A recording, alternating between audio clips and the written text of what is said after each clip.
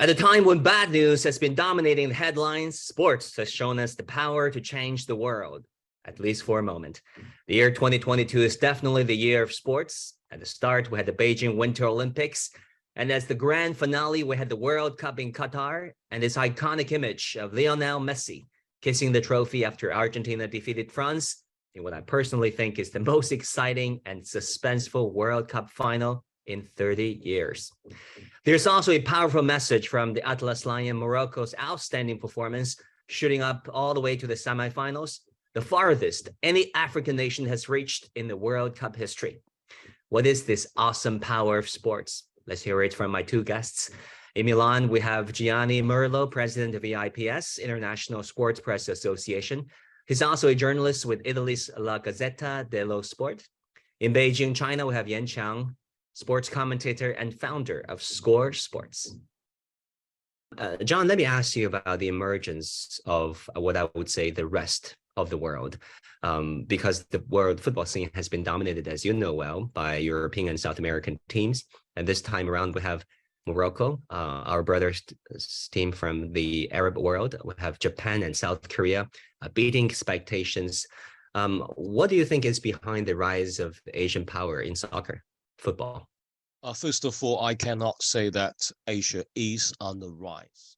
A few nations from Asia, especially Japan, is on the rise. That's for all to witness, to see. But I'm not sure about the other Asian countries, counting Australia as a AFC nation in the World Cup, and South Korea and Saudi Arabia, including the hosting nation, Qatar.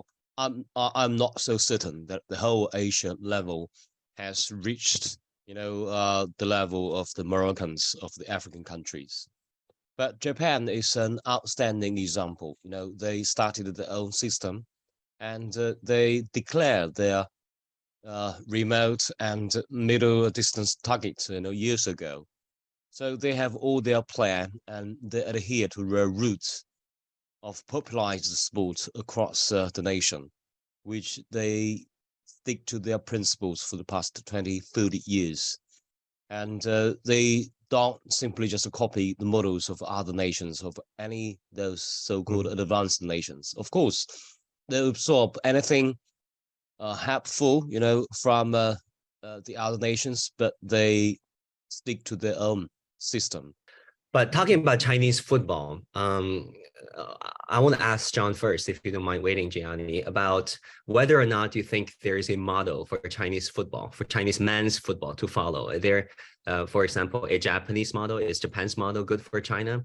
Or do you think, a Moroccan model that is using naturalized citizens with Moroccan roots, is that successful? I mean, China tried it and apparently failed. What would be, a good model that is unique to China, but that also is effective for China? My answer to that is a blunt no. There is no model for China to copy. There is no shortcuts to success, especially talking about football. Football is the most special sport which consumes huge amounts of social resources, in all kinds of social industries. We just cannot take the shortcut and learn from Brazil, the German, or Spanish, or Japan. We have to create our own model, which is to popularize the sport, to grow the grassroots, to be patient for 10 to 20 years for the next generation to grow up. Otherwise, we will always fail. Gianni, what do you think? I think that he is a little bit pessimist. The only problem is that you have to study a situation, a completely new situation. It depends if in China the kids are going to play football in the field, in the streets, and everywhere, and in the school especially. Because the big problem of China is that your nation is so big, with so big population, that it's very difficult to have information about where the talent are. I think that this is what I discussed when I came in China in the first years, because, I was in China for my first experience in China. It was in 1978. Guys, you were not born. Yeah, okay. And it was a different China, completely, I can tell you, completely. And You know, when you were going in the park, you were saying the people to make gymnastics in the morning, but a special kind. I've never seen young kids playing football as it happened here in Europe. No, so it depends about how you can organize the play of the kids in the way that they can begin to play football, because after the young generation looking at television, they learn a lot more than before, because they have a lot of possibility to try to copy. And remember that the kids are very quick in understanding what to do if they see the right example. So it's only a problem of how you organize the sport in your school, and after how is organized the sport in the village and everywhere. Most important thing is to give to all the kids the possibility to play before. And after, you have to grow also a number of coaches and everything. But the most important thing is to be free of playing. I mean, Yan Qiang, grassroots enthusiasm and youth training are so important. China apparently are lacking in those fields. A lot of catching up to do with our Western counterparts, with our Latin American counterparts. Where do you think Chinese men's football should start when it comes to doing the catch up? Start from two places, you know, schools and families.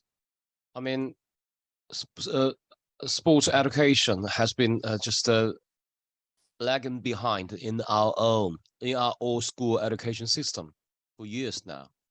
And Gianni made a great point. You know, if the kids cannot play football in school, so where could they play?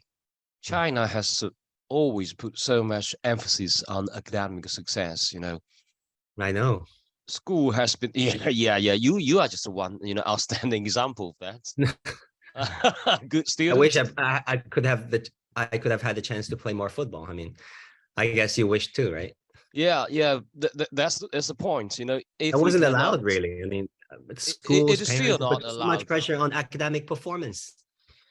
And you know, you just cannot sneak out and play football for 10 minutes. You know, the teachers will get you back and pay attention to the books and papers. And if we cannot change the social culture, there will be no chance for football to really set up roots, you know, among kids. We have already wasted several generations of kids, and we're still at a starting point. Yeah, Gianni, let's talk about the soft power aspect of the World Cup. I mean, the nations carry soft powers with them, and the World Cup is certainly a big stage for them to present their soft power. Many call the World Cup a game of soft power, a platform to shape global perceptions and attitudes about their culture, their people. What do you think the World Cup trophy will mean to the people, to society of Argentina now that they're the newly crowned once again champion of FIFA World Cup? But I think that from what we have seen, that million of people went to welcome the player when they come back. It is a feeling of people can feel that it's possible to reach new goals. It's possible to go out from the difficult life of every day and to reach a point. I think that the soft power is that you give new hope, the possibility that the future can be better.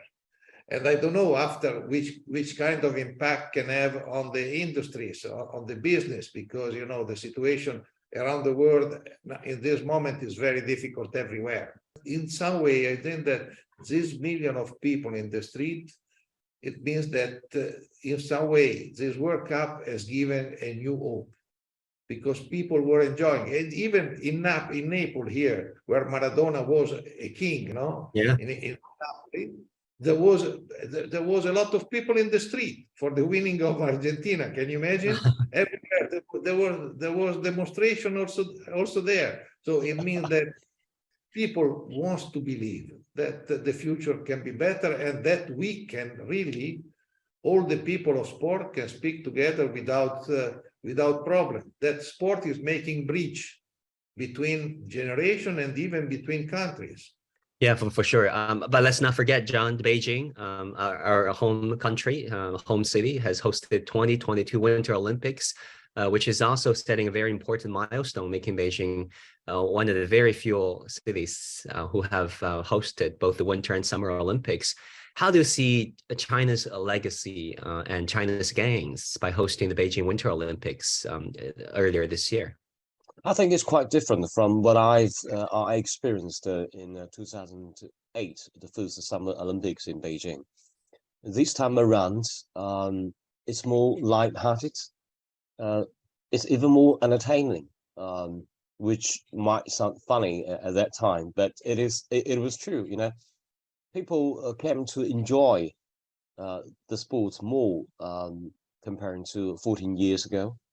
Of course, China is still not a typical Winter Olympic or winter sports nation, but this is a great chance for the whole public to really understand some of the different disciplines of winter sports and come and really fall in love with all these jumping, ski jumping, you know, all different winter sports, which is a great showcase, you know, for the whole public here. Yeah, the next Winter Olympics will be held in Italy. Gianni, how do you think China and Italy can deepen their cooperation in winter sports in particular, but also sports in general? Where can the two countries, two societies, two cultures learn from one another? First of all, I was in Beijing both in 2008 and also this winter. Now I have lived in the bubble. You know, Wow. it was a very special situation to live in a bubble. Yeah, I know. Not to have the possibility in the night to go to live the life night in Beijing. That is wonderful. Unfortunately, we're always in this bubble, but we have to live in a proper way. And I think that the investment that they have done, especially in the place in which the competition were outside Beijing, was well done because of the freeway, the situation. You are preparing the future. Regarding the possibility of the cooperation with Italy and China is very important, because I think that the experience you did, even for the transportation to the different venue, is very important, because in Italy, you know, will be very spread, because in China was a little bit spread around, but in Italy will be completely spread. So I think that we need to understand what was the experience of the Chinese organizer to adjust the situation of, especially of the transportation and in other field, to make successful competition and also successful participation of the media in the next game. That will be not so easy. It's a new situation, so it is a kind of test, and I hope that the cooperation between the people that has the experience in Beijing and the people in Italy will be very important. It's so true. It's so true. We've seen the uniting power of sport, and we'll see it again, hopefully in 2023.